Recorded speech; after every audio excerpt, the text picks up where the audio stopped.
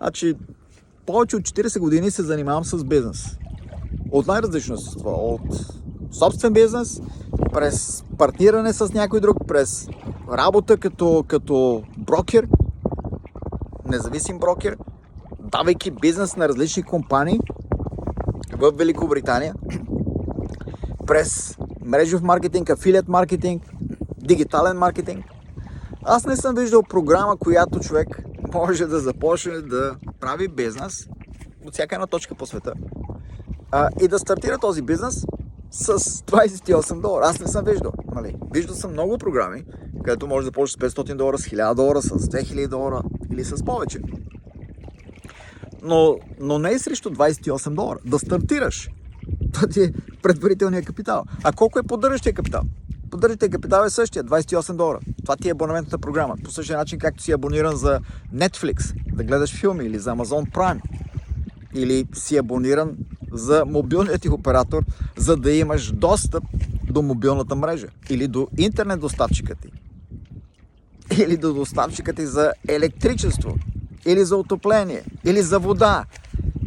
Всички тези доставчици имат монопол.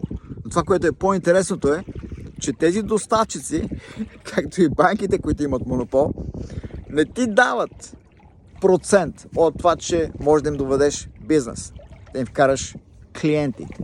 Дали ще е в банката, дали ще е при мобилния оператор, дали ще е при интернет доставчика ти.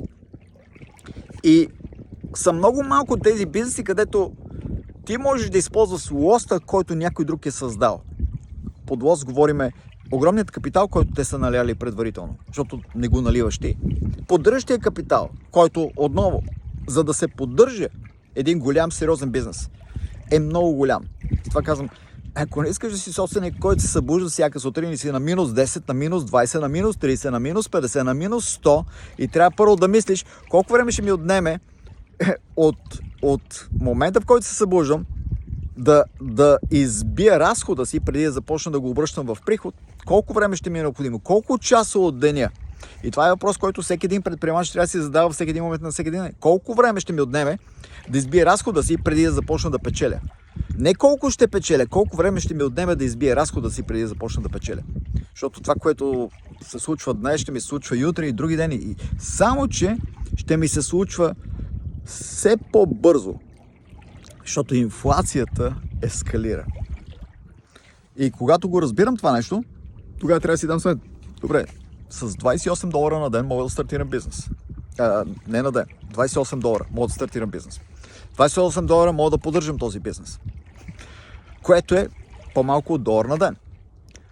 Като разхода ми е по-малко от $1 на ден, колко бързо мога да бъда на печалба. Мога да бъда на печалба следващите 30 минути. Следващият 1 час. Защото имам само да избиям $1 на ден. $28 на месец. Значи, следващия половин час, следващия 1 час мога да съм на печалба. И колко пъти мога да умножа тази печалба в рамките на 1 месец? Колко пъти мога да умножа в рамките на 2 месеца, на 3 месеца, на 4 месеца, на 5 месеца? Особено когато дивидендът от всеки един депозит, който депозирам, е пасивен доход. Тоест, многократно ми се заплаща. Не еднократно, а многократно. И когато е многократно всеки един депозит, на тази дата днес, ако депозирам бизнес към компанията, на същата тази дата следващият месец ще получа нов дивиденд за този същият клиент, който съм добавил от днес. Ма и след още 1 месец ще получа на същата дата. И след още 2, и след още 3, и след още 4, и след още 5, 6, 7, 8, 9, 10, 11, 12. Колко работи познавате или бизнеси, които ти дават това нещо?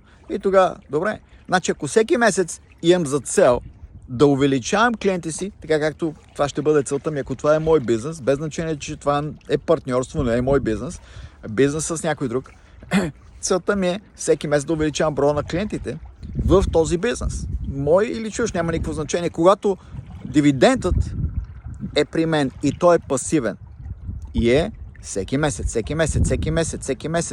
за еднократно свършена работа.